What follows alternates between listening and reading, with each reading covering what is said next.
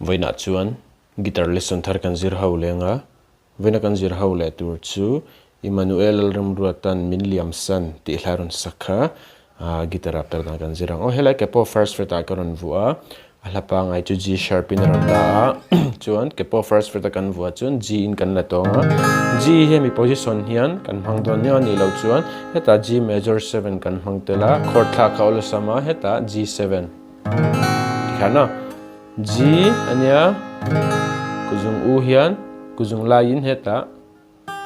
hi kan met le first string second fret kuzung chalin first string first fret a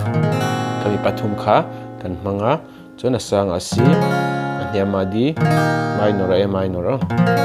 hete kan strumang down down up down up kha kha down down up down up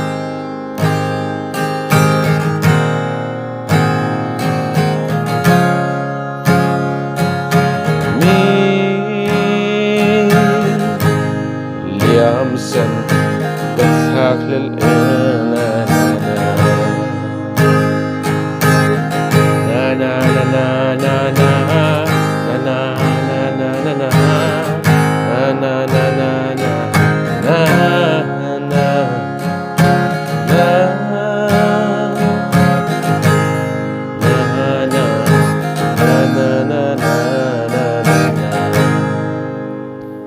pumpui chu kan strumang